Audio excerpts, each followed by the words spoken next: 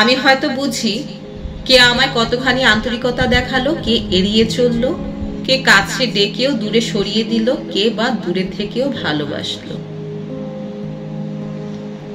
যে আমায় আন্তরিকতা দেখালো তার প্রতি আমি কৃতজ্ঞতা প্রকাশ করতে কখনোই ভুলি না, বরং একবারের জায়গায় 1000 বার করি। এই কৃতজ্ঞতা প্রকাশ করতে গিয়ে অনেক সময় নিজেকে ছোটও করেছি। এতে অবশ্য আমার কোনো আক্ষেপ নেই, কারণ আমি কৃতজ্ঞতা প্রকাশ করতেই পছন্দ করি। যে আমায় এড়িয়ে গেল আমি তার কাছে দ্বিতীয়বার চাই না, কারণ এড়িয়ে যাওয়া জিনিসটা বড্ড খারাপ লাগে।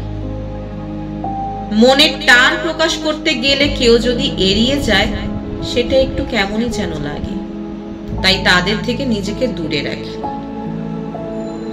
এতে হয়তো আমায় কেউ অহংকারী ভাবে, কেউ বা 2-4টে কটু কথাও বলে আমায়। সে যাই হোক, আমারও তাতে কোনো মাথা ব্যথা নেই, কারণ যে আমায় ভালোবাসা দেখিয়ে দোষী করেছে আমি তাদের প্রচন্ড ঘৃণায় রাখি।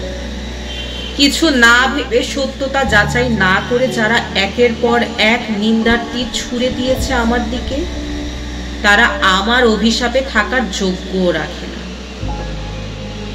এমনটা না যে এই মানুষগুলো প্রিয় ছিল না, প্রিয় তো ছিলই, কিন্তু তাদের কার্যই তাদেরকে আমার কাছ থেকে অপ্রিয় করেছে। আমি বুঝি কে দূরে থেকেও বটের মতো ছায়া দিয়ে যাচ্ছে। এই মানুষগুলো আমার কাছে সবচেয়ে বেশি প্রিয়। তাদের ধরাও যায় না, ছোঁয়াও যায় না, অথচ কি নিদারুণ ভাবে আমায় আগলে রাখে। যদিও এদের সংখ্যায় সবচেয়ে কম, তবুও আছে তো এরা, যারা থাকে আমার প্রার্থনায়, আমার সম্মানে।